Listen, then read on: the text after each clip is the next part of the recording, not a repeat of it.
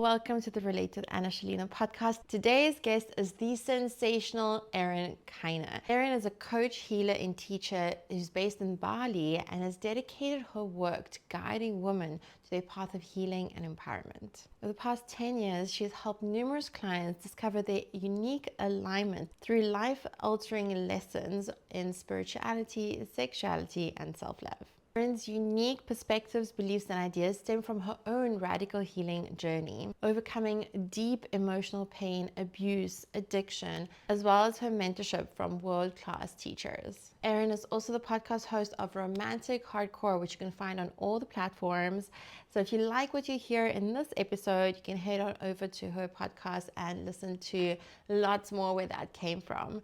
I'm so excited to be sharing this episode with you. This was such a juicy conversation, and there's so many nuggets in there, as well as very practical applications that we can apply into our relationships, into our day-to-day lives. Enjoy the show. I'll see you in the comments and stay connected. Oh my gosh, it's so good to have you on here, and I'm so excited to hear your story.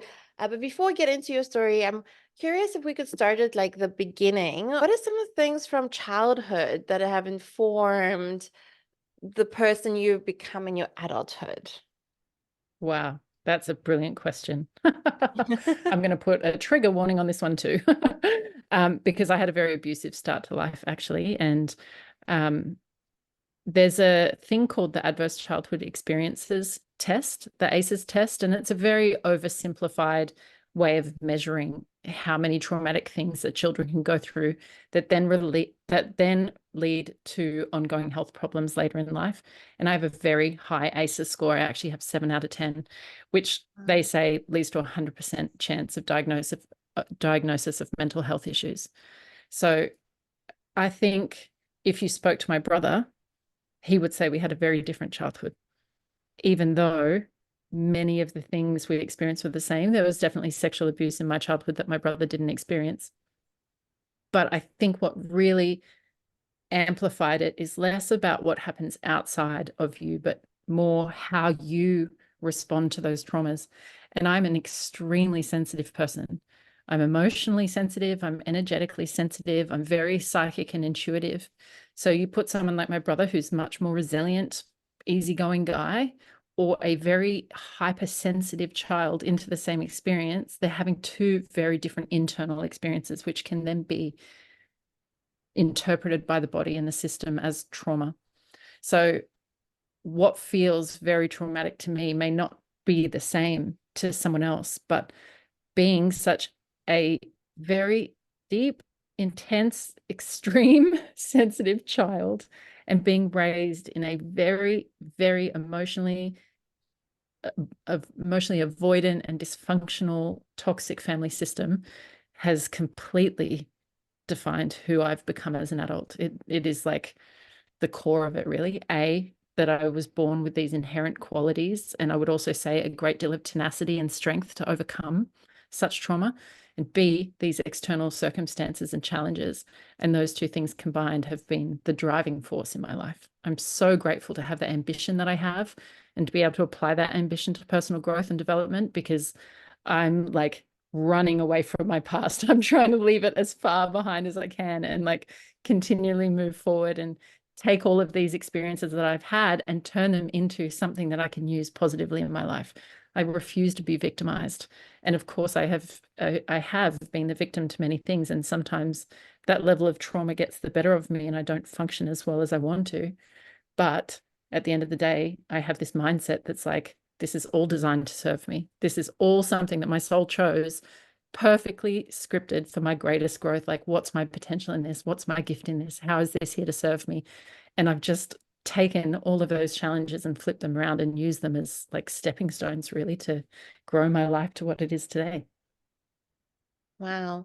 On that point, do you believe we choose our parents and we choose the family we incarnate into? I do. Essentially, all of my spiritual beliefs, I'm going to choose the thoughts that bring the feeling. And I want to feel peaceful and I want to feel empowered. And that belief, whether I can prove it or not, is irrelevant, because it brings me so much peace to see things, to see life in that way and be like, yeah, I chose this. On a soul level, I chose this level of karma to transform and to turn around and to, like, it's fuel, really. When you come in and have a very easy life, it's got its benefits, but there's far less spiritual and personal growth available. So I definitely think that there was some karmic contract there to choose the parents that I chose. And I think a large part of that is about breaking these ancestral patterns and changing it before I become a parent, so that when I become a parent, it's a completely different landscape for my child to come through.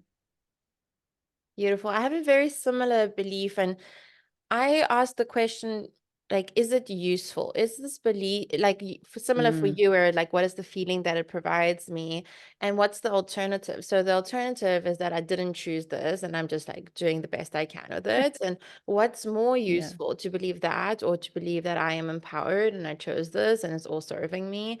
And because sometimes, when we get stuck on the like, is it true or not true? Mm, Like there's only one, in my view, there's only one capital truth with a like a yeah. hard T, with a it's like a capital love, capital universal love, because there is no Mm, better word for it. Everything mhm, else is a derivative of it. And yeah. so, like, what is true? Is it true that I chose my parents or not? It doesn't matter. What matters more is like, is it a useful belief to live with? So I love that reflection.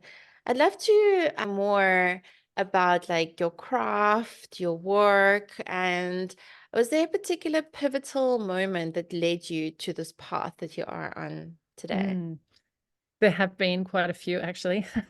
But I do remember when I was a child, I used to have these dreams that I was holding the earth, like the whole planet, in my arms, and I couldn't save everyone. And I'd wake up crying because I could feel the suffering of humanity and the suffering of the planet. So I think on some level, I've always been a healer. Like, I was born to be a healer. I just didn't know what avenue, what that looked like. And even straight from high school, I started studying naturopathy and acupuncture, but my life took a huge detour when I turned to drugs. And I think I had a lot of personal maturing and evolving to do before I was ready to heal anybody else. Mm, So I was working as a flight attendant, and I met this other flight attendant. She was new, and I was like, oh, I'll work the partner position to you, so I'll keep an eye out and I'll help you on this shift. And so we were boarding the aircraft and we're just having a conversation. I said, oh, what did you do before you're a flight attendant? And she said, oh, I was studying life coaching. And this was in 2010. And I just had this bell going off inside of me, like ding, ding, ding, ding. And I was like, I know that's for me, but I have no idea what it is. I don't know what you're talking about. But it was like an angel was being put on my path. She ended up gifting me with 3 months of life coaching to finish her qualification. And it so drastically changed my life, better than any other therapy had. And I was like, okay, I'm going to study this thing. And I thought at that time that I was way too much of a fuck up, that no one would ever want me as their coach. And obviously, through the coaching process and very good coach training, I realized this is the thing that's going to make me a great coach. So that kind of shifted my trajectory, moving into coaching and starting my own business. And it started as general life coaching. And then I went through a pretty big spiritual awakening in 2013 in the cave of Mary Magdalene in the south of France. When I mhm, got home from that, it took a kind of turn into spiritual coaching. Well, actually, I would say the biggest part of my spiritual awakening happened when my divorce happened in 2016 and I moved to Hawaii. So it's kind of like my path has been my purpose, and I'm really grateful for that. Whatever it is I'm navigating, I've been able to turn that into my service.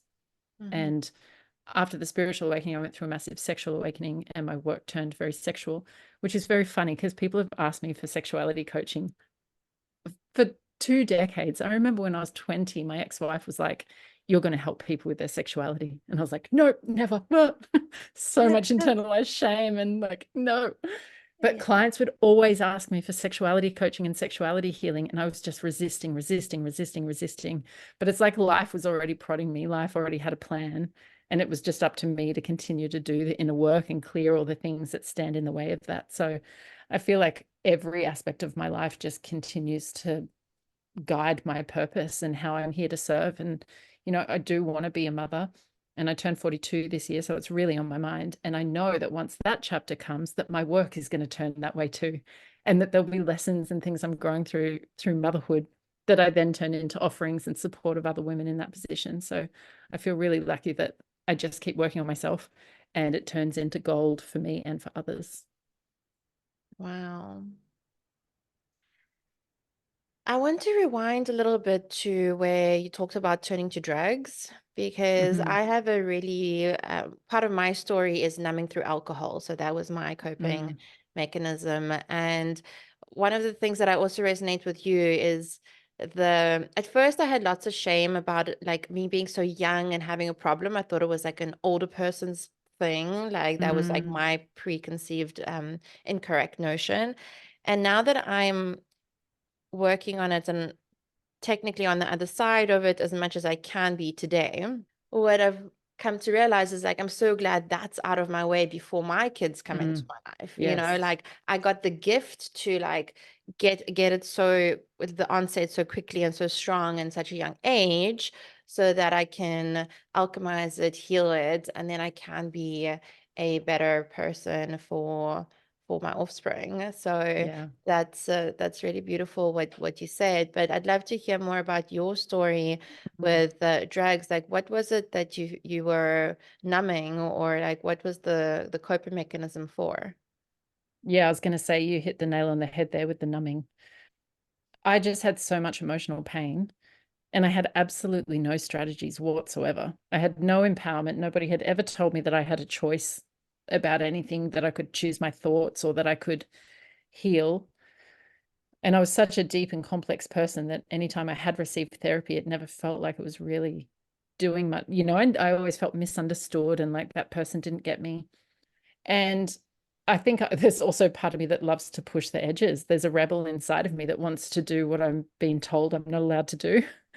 And my dad was alcoholic, so I'd always hated alcohol. So I had this aversion to drinking, but like there were all these ads on TV about don't do drugs. And that, honestly, I remember turning to my friend and being like, I want to try ecstasy. Like, good job, Australian government. That ad makes me want to try ecstasy. Yep. So when I started taking drugs, because I had no self-awareness and no self-limit, it just got out of control. The ambition that's inside of me. I say that the quality that made me a drug addict was the very quality that got me out. I was like, I'm going to be the best at taking drugs. I'm going to take more than everyone. I'm going to be awake for longer than everyone. Like, it was the same part of me, really. And now I've learned to master it. But back then, my own reality felt so dismal and painful, and drugs took me to this place that I felt so confident and I felt so free. I was like freed of my traumas, essentially. And that reality was better than my day-to-day reality. So that's why the scales tip in that direction, that you just want to take drugs all the time. And I was very high functioning as well. So I could smoke meth and go to work. And I like to think I was high functioning. I'm sure if anyone looked at me from the outside, I'd look like a hot mess. But I had this idea that I could do it all. And I had this crazy moment with a taxi driver one day who picked me up and asked me to talk to him about why I was crying. And I didn't want to talk about it. But eventually I kind of like shared what a shit show my life was. And I remember that he turned around and looked me in the eye and he said, "It sounds like you should make a new life for yourself."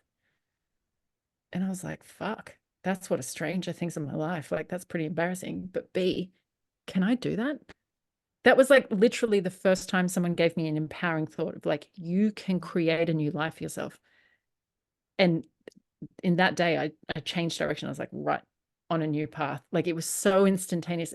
I had this voice in my head the whole time that used to say, this is not you. This is not your people.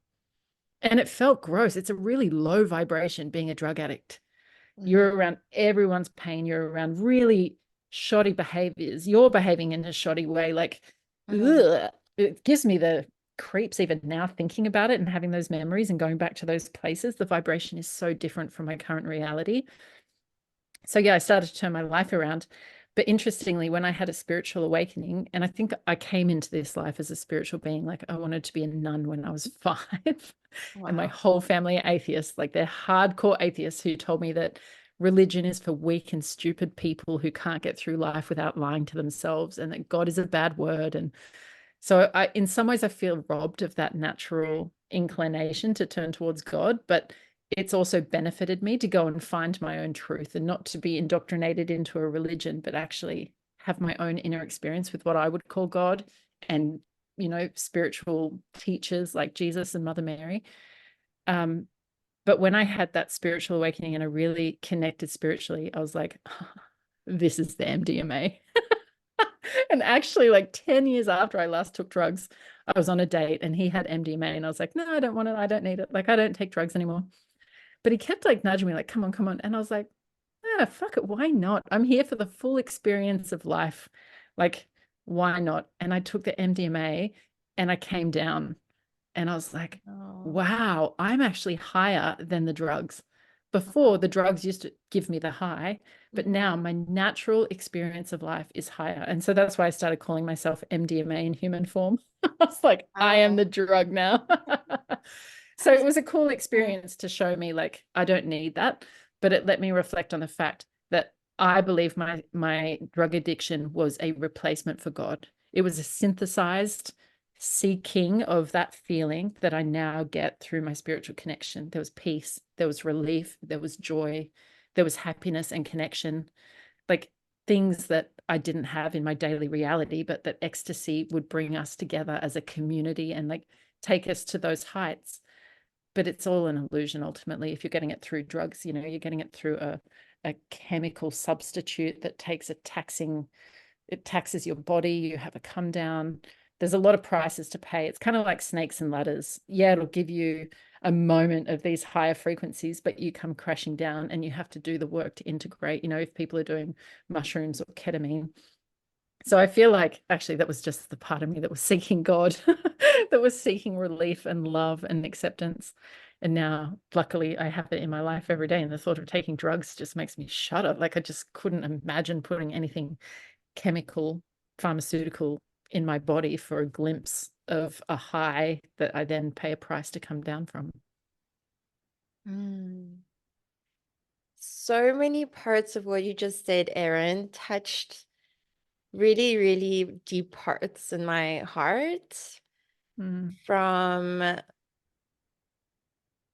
from how it is possible to like get even higher than like mm, the drugs and that be your natural state and your reality reflects that. And that like, seeking for God and that peace and joy. I think that specifically hit me where I'm like, that's it. I can relate to that so much. Sex and healing, those are two words that could like yes. sum up Erin. It's the Um, umbrella of Erin Kyna. sex and healing. What are some misconceptions that people have about your work? Oh, well, the first thing that comes to mind is actually misconceptions about my sexuality, is Okay. because my personal sexual expression is kinky, and it took me a long time to accept that. Just like the homophobe who rejects homosexuality, and then at the end of the day, it turns out that they're actually homosexual themselves. That was me with kink. I had all this judgment and misunderstanding and rejection of it, only to heal that stuff and be like, oh yeah, that's actually me. That's extremely kinky. So I think a lot of people think, and one of my friends was like, Erin, you're like the ultra marathon runner of sexuality. I don't want that for myself. And I'm like, yeah, my sexual expression doesn't mean anything for my client's sexual expression. Mm, I'm not trying to make people into mini Erin Kynas. I'm not trying to groom people into my sexual expression. I'm helping them uncover their sexual expression, whatever's true for them under the layers of shame and conditioning and trauma that every single one of us carries. If you haven't consciously applied yourself, that's my cat sneezing in the background if you're hearing something. But if oh, you haven't sorry. consciously applied yourself to your sexuality, then I guarantee you've got something to work on. No one's fully sexually expressed in this society, in this day and age, without having done some internal work. So I help people do that. I help people self-reflect and resolve traumas and clear internalized shame and judgment and discover who they are beyond all of that. And their sexual expression is beautifully unique for them, and it's got nothing to do with mine. So while I think people get a bit intimidated by mine or scared, or even if I'm on a date and they say something like, oh, well, does that mean that you always need to be kinky? Like it's ruined all other sex for you. And I'm like, that's such a close-minded way to look at it, because like the person who said that to me on my most recent date, he was telling me how much he loves kissing and he needs kissing. And that's like this thing. So imagine me saying to him, well, does that ruin you now for any sex without kissing? It's like, it doesn't ruin you, but you want the kissing because it's an important part of your sensual and sexual expression and connection. So for me, having kink or BDSM or power dynamics as an important part of my sexual expression, it hasn't ruined anything. It's me becoming, it's me expressing the truth of who I am. It's added to everything. It hasn't subtracted anything away from it. So I think that's the biggest misconception that I deal with, is people think that they need to be something like me. And I tell you, like, I am an extreme, unusual, not normal kind of person. I don't think anyone has a sexual expression like mine. So the last thing in the world I do is project those expectations onto anyone. I really appreciate that because, when I look at someone's social media, I get like the immediate interpretation is like, oh, that's what they're selling, right? And Mm-hmm. that's a few other influences come to mind where it's like, be more like me, more expressed Mm-hmm. in this specific way versus really helping someone unlock their unique expression, which has Mm-hmm. nothing to do with you. But you Mm-hmm. have the codes and the keys for the actual Mm-hmm. unlocking of their essence Yes. sexually. So that's beautiful. What Well, I do have one other misconception actually, is that people think that I have sex with my clients. do they? Yeah, a lot of people are like, oh, a sex coach, what are you doing? Like fucking people. And I'm like, no, I'm actually not a sex worker.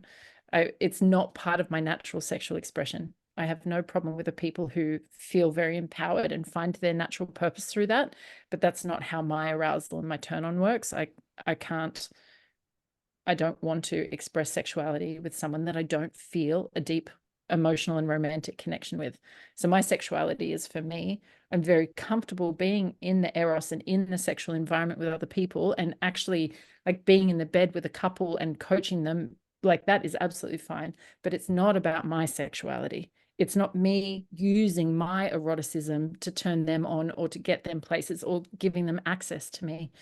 It's very, very well boundaried, even though there's a deep intimacy that comes through my work. And, 90% of my work is online with people all around the world. So it's a lot of talking and energetic work and experiential stuff, but it's not actually the exchange of sexual energy in any way.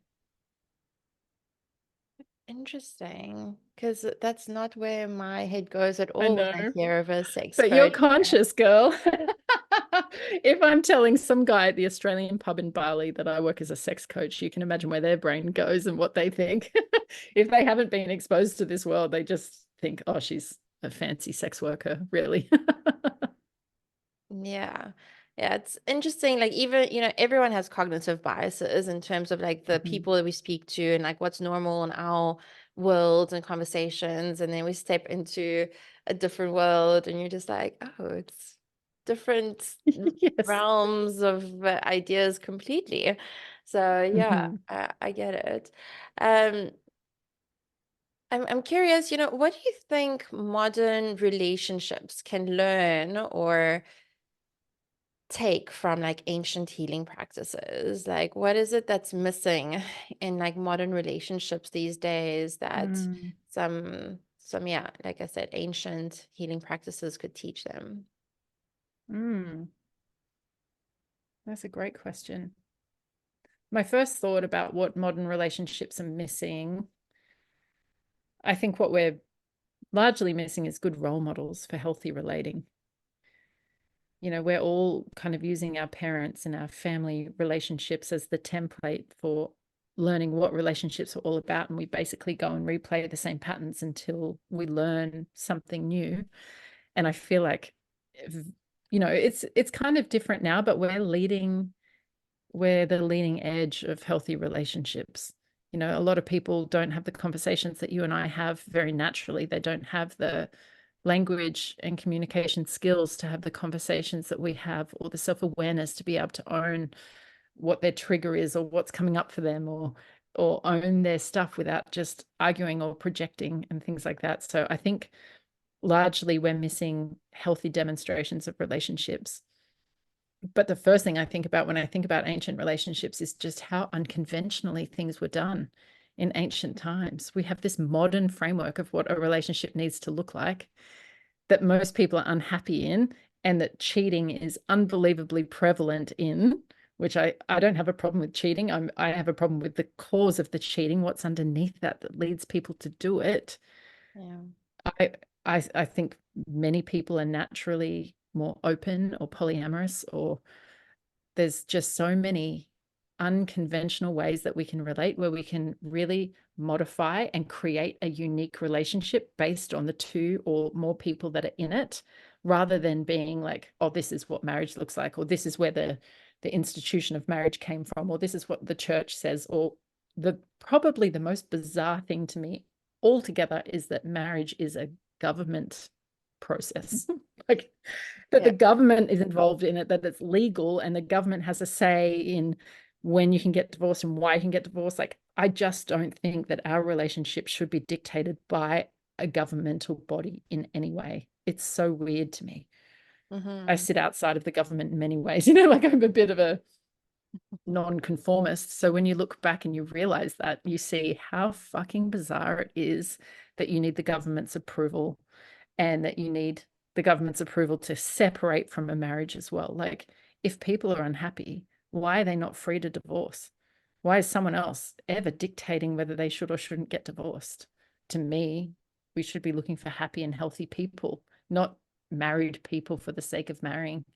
So when I think back to ancient Egypt and things like that, it's just the model of relationship was completely different. I think there were very highly polarized understandings of masculine and feminine dynamics.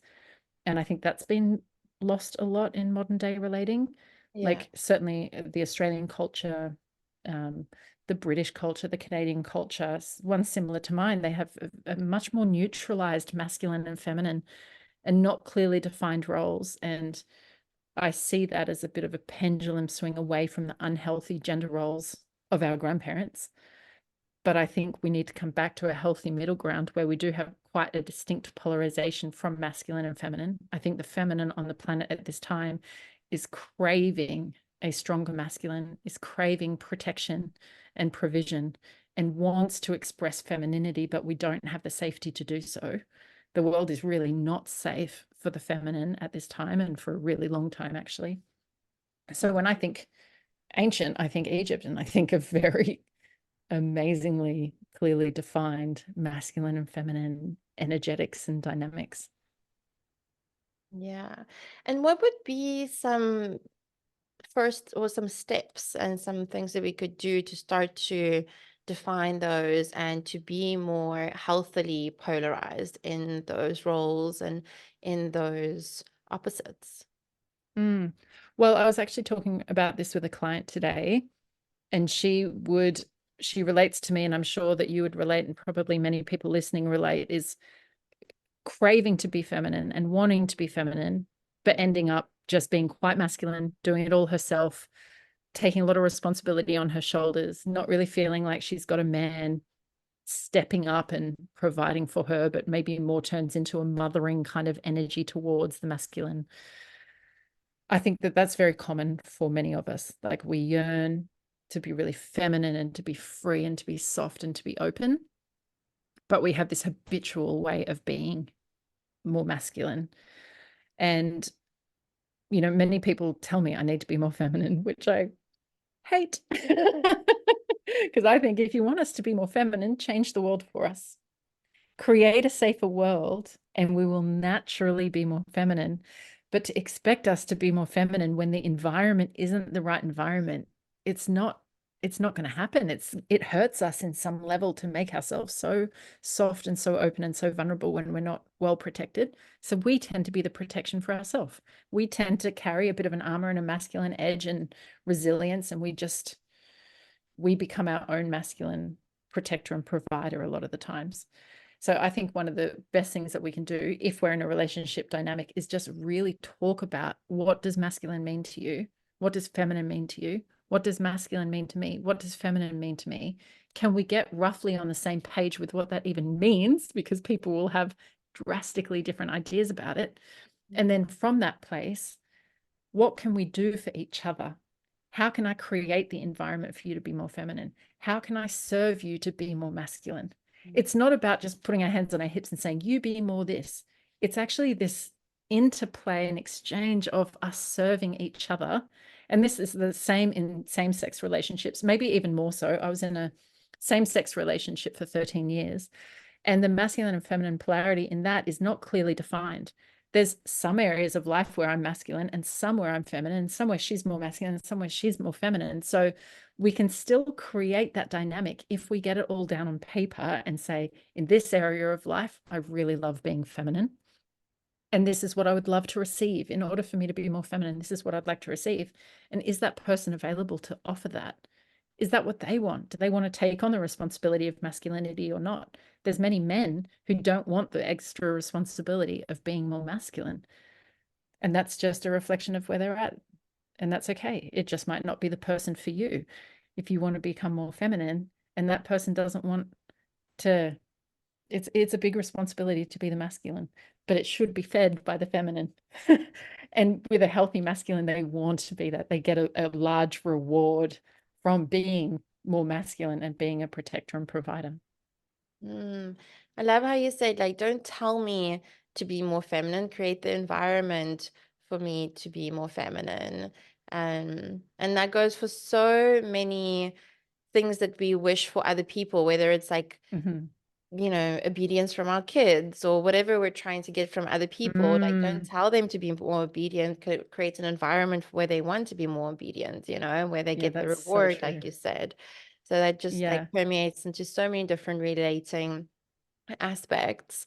And I'm curious, what's your personal definition then of the feminine and the masculine? Well, because I'm kinky, I definitely see it in a power dynamic. I see dominance and submission.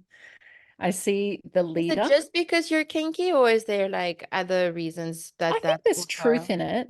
yeah. I think there's definitely truth in it. But I did speak to a male submissive, and he said to me once, do you see submission as feminine, inherently feminine? And I was like, oh, yeah, yeah. I see submission as feminine. And he didn't, because he was a masculine identifying person who liked to submit. And I was like, okay, I can see that it's not true for everyone. I can see that Mm, in his experience. But when I think about it, I think about the energy dynamics. I think there's a container, a structure, and the firmer that structure is, the more you can let go within it. And so I really see the feminine to be that fluid, mm, unbounded, undefined structure of energy that is contained by this masculine containment that is rigid and structured. And I think that the more we feel that containment, like with a good dominant, they make you feel like you are being held in an energetic container the whole time. Like you could butt up against the walls and know exactly where that containment is and feel held and trust it, that if you wanted to bowl it over, it's not going to fall down, that it's always there for you. And because of that, it inspires submission. You don't take someone's submission. You can't make someone give it to you. You inspire someone to submit. And when we feel the presence of that energy, any of us, feminine identifying beings, when we feel contained, when we feel held, when we feel seen and valued and cherished, oh my God, our heart just wants to give. Our heart becomes the most devoted, submissive. It's like, let me love you. What can I offer you? How can I make your life better? Because you're providing the containment. So that's how I play with dominance and submission. That's how I play with the masculine and feminine. I'm like, women are actually so easy. You make us feel seen. You make us feel heard. You make us feel cherished. You make us feel safe. We are yours forever. We give you everything. We want to, like, our hearts are so devotional for the right person. We just pour all of our love and support into another person. So mm, if a man wants to build his empire and just wants a woman to support him without giving anything back, then no, it's not sustainable. You're only going to get someone who's very selfless and unhealthily, pouring into you. But if you provide for her and you give her those things on the emotional and physical level, then you'll have a woman that supports your mission like nothing else, that will be behind you serving your greatness. And we're quite happy to do that. It doesn't feel subservient or less than in any way. It's like, I want to inspire greatness in you and you inspire greatness in me. And both of us are better off for this loop of energy that's happening. So that's really what power exchange means, is like, you're offering me something I don't have on my own, and I'm offering you something that you don't have on your own. And the equation of that is the sum is greater than the parts. Like, we are both better off for sharing our gifts with each other and sharing our genius and our energy with each other. And if you're a submissive person, it just feels amazing for someone to meet your need of dominance.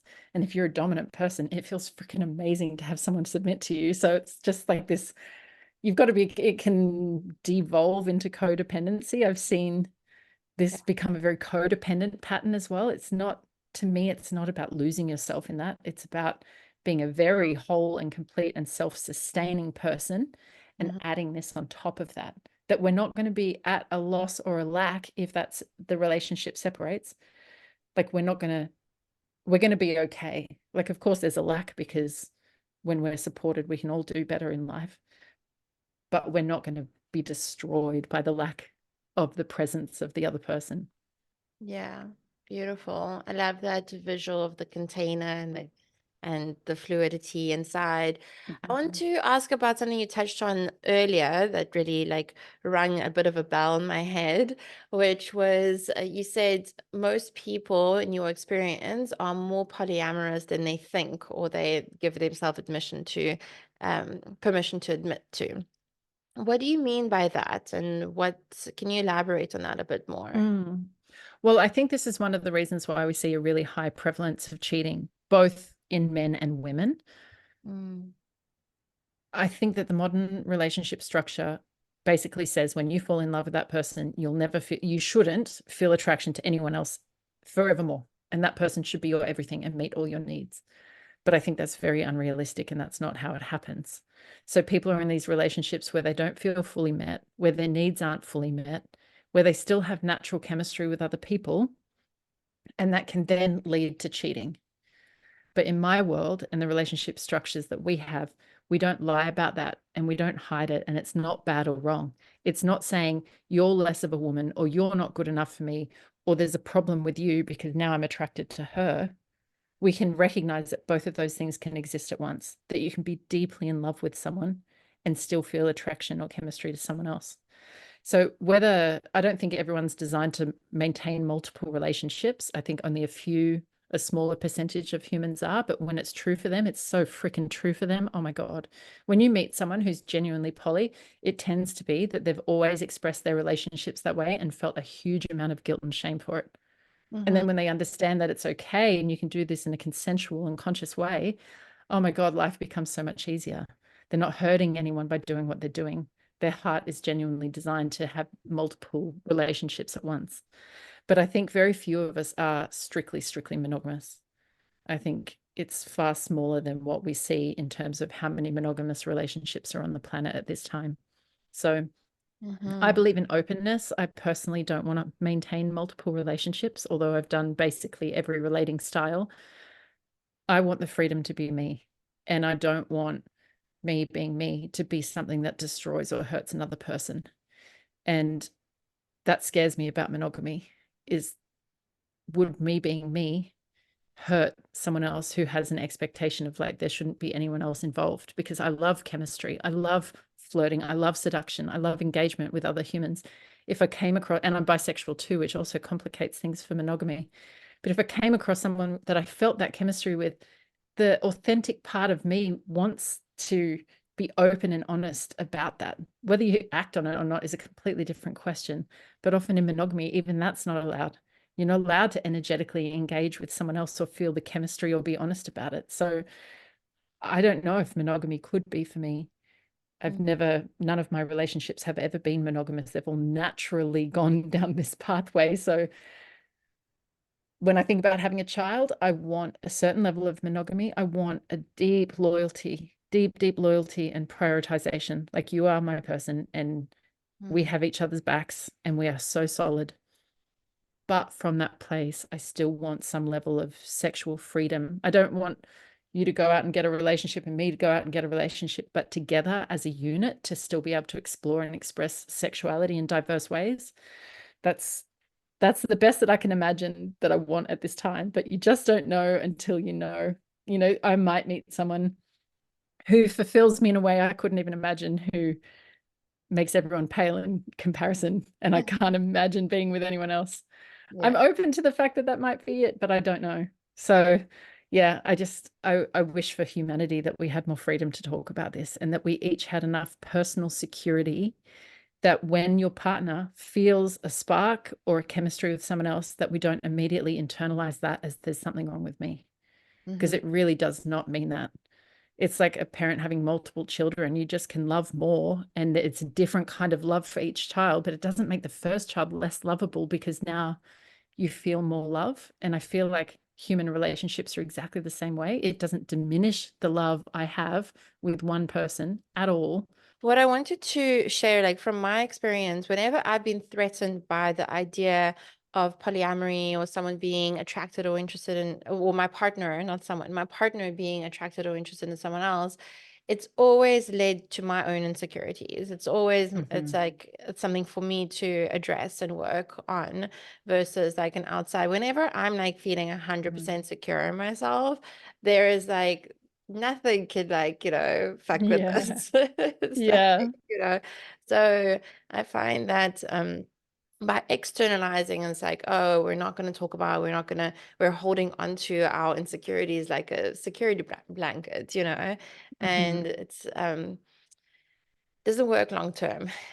Doesn't work Yeah.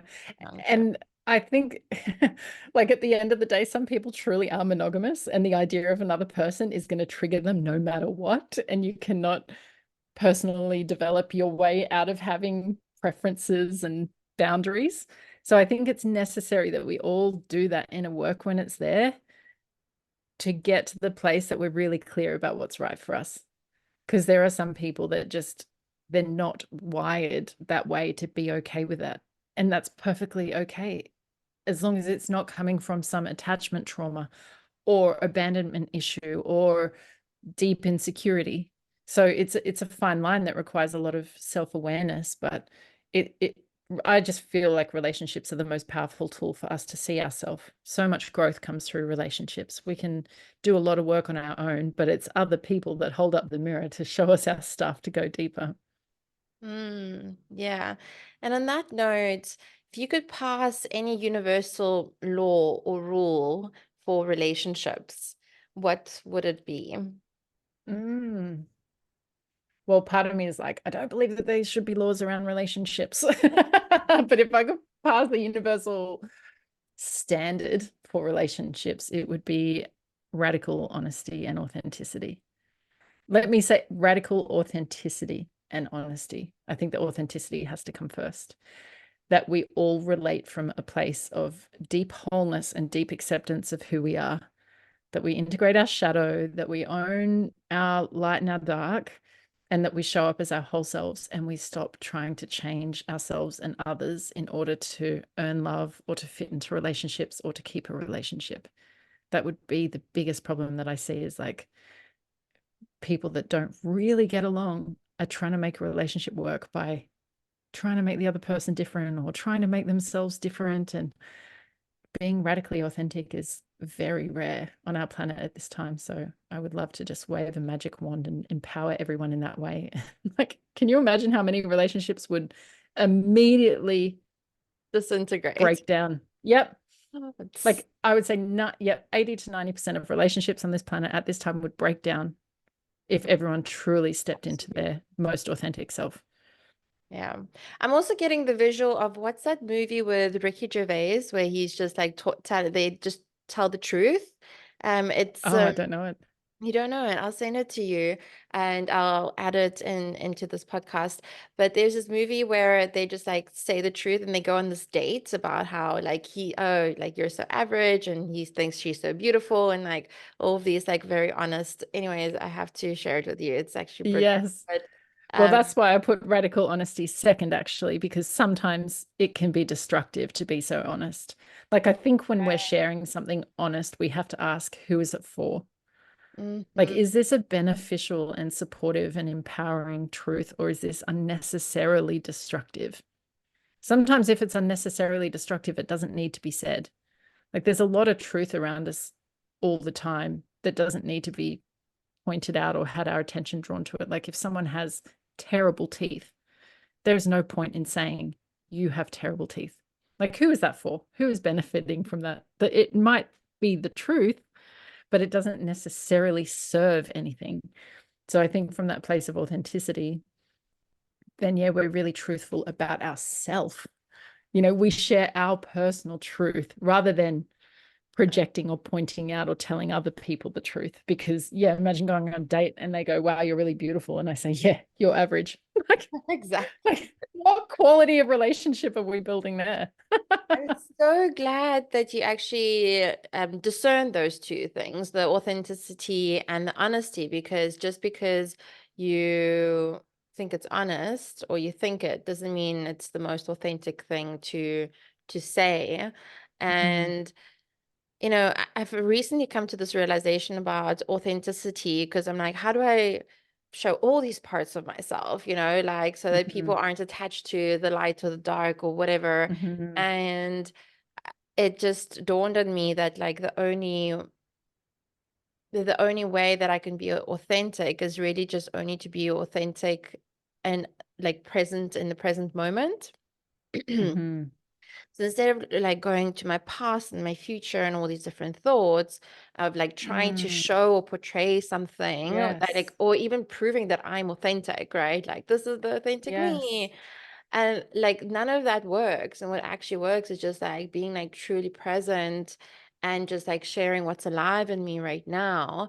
And where that goes and how that's interpreted has nothing to do with me. I have zero That's so control over true. that. Whether someone interprets me as authentic is also none of my business. That's their reflections and that's their work with Yes. themselves. And like just coming to this place of just like being more present and less Mm. of the stories about authenticity has been a deep, deep work of mine recently. Yeah, that's brilliant. Because I do think like not everyone's going to see every side of us all the time. Mhm. Like, but if people can keep it in their awareness, oh, I'm experiencing one part of Anna right now, and then they're not going to be so crushed when they see that, hey, I'm not Coach Erin all the time. I'm not powerful, bubbly Coach Erin. Sometimes I'm in a freaking mess, not leaving my bed and crying all day. Like just keeping in mind that every one of us is everything. But sometimes they see that one side and then they hold that expectation to you that you must be that all the time. And if I Mm. see you change, then there's a threat that you're not being authentic. And it's like, we're all everything. And Yeah. it's okay if we're all in acceptance of that, that we all have light and dark. We all have good qualities and bad qualities. But the more conscious we are, we get to choose when and how we express the different parts of ourselves, and it tends to be appropriate for the moment. So yeah, when I'm with my clients, I don't come in as a crying mess. I come in as my empowered and an assertive self.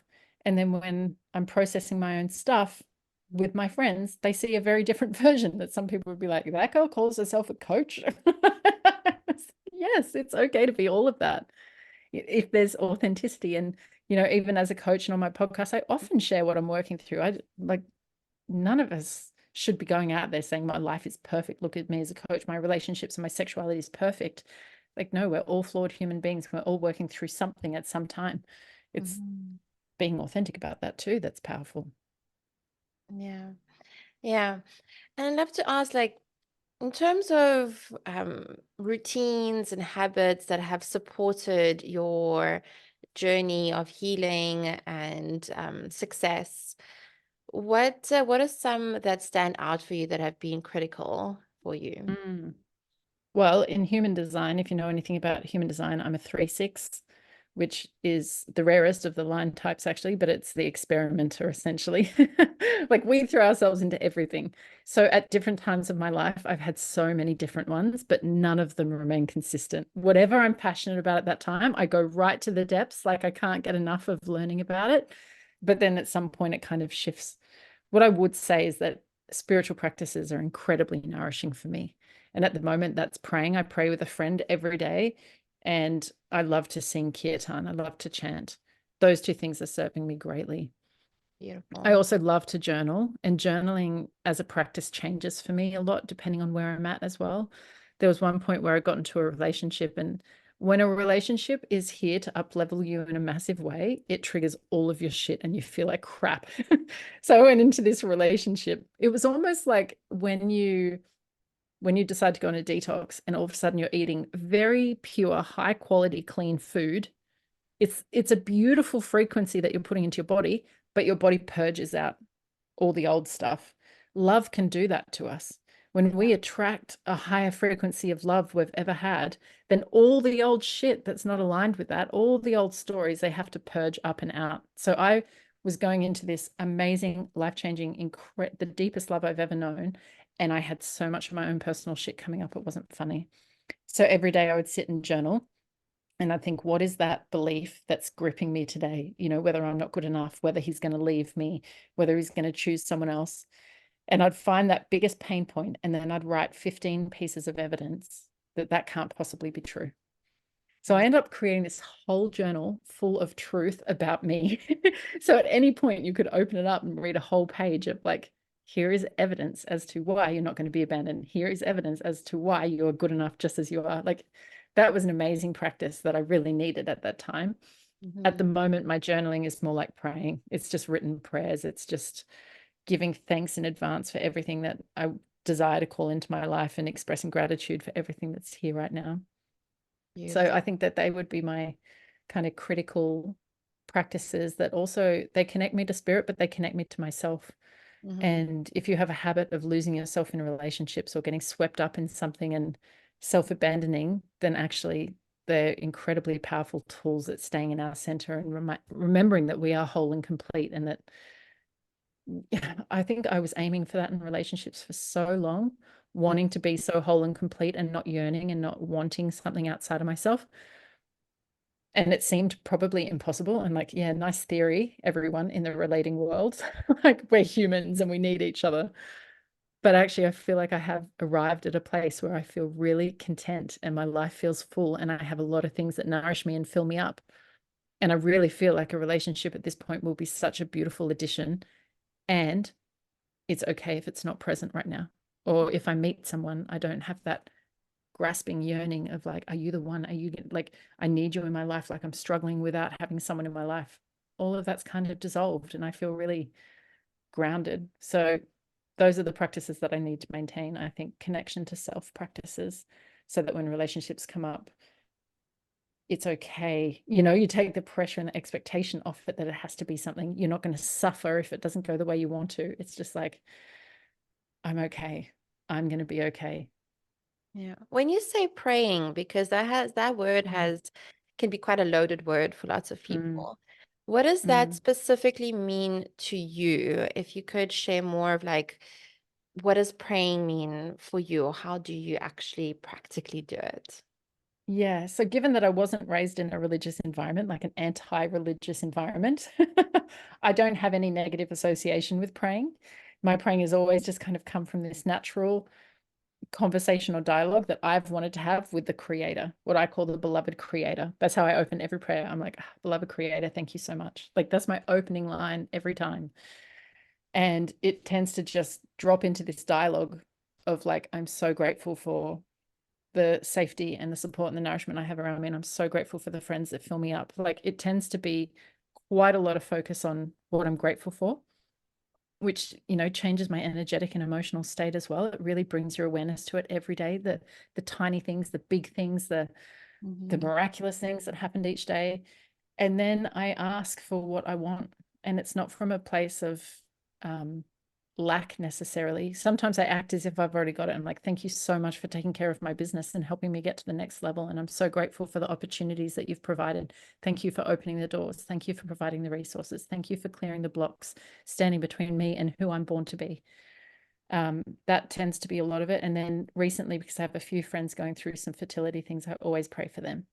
And I'm like, please bless them with babies. It makes me emotional. Wow. So yeah, I get to share that love with, the people in my life that are suffering. And my friend that I pray with, like, I definitely find it more powerful to sit together. And it's almost like I feel this energy descend upon us. You drop into the heart and you feel everything shift, and you just share from the heart and the love that we both have for God or the universe. And she often prays about the world at large. And, her focus is really on like sending peace to anyone who's suffering. And I felt guilty for a while. I was like, damn, my prayers aren't about Palestine. Shit, I'm a Yeah. bad person. But actually, and again, human design has been validating that way. I've got individual circuitry. My life is meant to be about me. And there are other people with collective or tribal circuitry that are designed to focus on others. So I know that my work on the planet is keep doing my inner work, and it cascades out from there. There's nothing bad, or I don't need to be feeling guilty because I'm not praying for other people's problems. I think we just need to come to the truth of our heart and amplify that field of the heart, whatever that prayer looks like. But I did watch this thing on YouTube. It was about Oprah, and she was doing I think it was based in the 80s or 90s. She was doing interviewing someone who'd done scientific testing on praying. And they had two groups of cancer patients. So one group didn't get any prayers, and the second group got prayed for, but they didn't know that they were being prayed for. And their test results came back phenomenally better. Their outcomes for cancer were significantly better because they were being prayed for. And that scientist said that ultimately, at the end of the day, the most powerful prayer is, thy will be done. It's not saying, please heal my mum. I need to have this money in my bank account. Get me the man. It's, I trust you. I trust the greater unfolding of life. I trust the bigger plan, even if I can't see it for myself. And so a friend of mine just reverted to Islam. She met a Islamic guy here in Bali, and they fell in love, and they've got an amazing marriage. And she's really adopted that religion and found God, so to speak. And they pray 5 times a day, and she loves it. And it's so beautiful. Like, the fact that we hadn't seen each other in a couple of years, and we got to connect, and we talked about praying because she'd listened to the most recent episode of my podcast where I shared my love of prayer. And the fact that we were laughing about the similarities and the differences, and that ultimately we're all doing the same thing. Whatever prayer looks like for each of us, it's just this opportunity to get into our heart and think about the divine, to transcend our own personal limitations and perspectives and tap into this much bigger force that's available on the planet. And when I think about those messages that I got from my family of religious people are dumb and stupid and weak, and they believe lies, and they can't get through life without lying to themselves, I just feel so sad for my parents, because I'm like, choose the thoughts that bring the feeling. Yeah. Like, do you feel good thinking that you're all alone in life and that there's no greater power or intelligence or love that exists, and you're happy to just get through your struggles without support? I'm like, if those people believe that they're supported, if they have faith that everything's going to work out, and that there's someone that loves them or something that loves them, and there's always relief and solace there, who are we to judge that? Like, it's so offensive to me now to think that I was ever told that they were weak or stupid. Like, they're actually intelligent. And what I do see is that in my own times of suffering, I turn to prayer a lot more. And when life gets easier, you think about it less. And so you kind of drop off from it less, and you pray a little less. And I don't want to be like that. I don't only want to turn to it because of suffering, but you can see at different parts of the planet where suffering is more of a way of life. Religion is also more of a way of life. So privileges and comfort, we don't need something to lean on quite as much. And in some ways that's beautiful, because you're more living at the frequency of spirit, where there is abundance and where there's freedom and where there's safety. And so if we can just hold the gratitude in our heart, that's amazing. But for me, it gets me through the darkest times, and everything feels better when I pray. Just that time that I take, maybe 5 minutes. Oh my God, the relief that floods in, and the reminder to just surrender. It's always because I'm worried about the future. Yeah. I've future tripping to something where I feel like I've got no agency and no control, and I'm worried about the outcome. And actually, prayer just drops me in of like, right now, right here, I have everything I need. And all I need to do is put one foot in front of the other. That's it. I've got all of my resources. So I'm just going to focus on today. So prayer just brings me back to the present moment and so much gratitude and so much love. And it does all fucking work out miraculously. Like, it's insane the things that like happen, whether that's prayer or not. But when you sit and focus on your intentions and you give it that loving attention every day, the way that the universe responds to that is fucking amazing. I love it. My final question for our chat Sure. today is, if you were a type of dessert, what dessert would you be and why? My brain immediately went to tiramisu. Okay, why? Why? Well, look, there's a couple of desserts that I love. I also love like a pavlova. If you were the dessert, But if you were the well, dessert. that's the thing. I wouldn't want to be a pavlova. Like, it's nowhere near as sexy. I think the reason why I would be drawn to being a tiramisu is like there's something naughty for me. It's naughty to have caffeine late at night. So I know if I'm having a tiramisu, I'm kind of like throwing all fucks to the wind and being like, yeah, I'm going to indulge in this right now. And I don't care about the consequences. I'll be awake till 3 a.m. and I don't care. So there's something sweet about it. There's something exotic about it. There's something naughty about it. And it's a nice balance of like bitterness and sweetness and contrast. Yeah, that is a perfect way to end this. Erin, thank What you. about you? No, we need to hear. Have you ever said on your podcast what your dessert is, if you're a My dessert? my dessert, what would be my dessert? It changes. But for today, if I was a dessert, I would be like a grenadilla.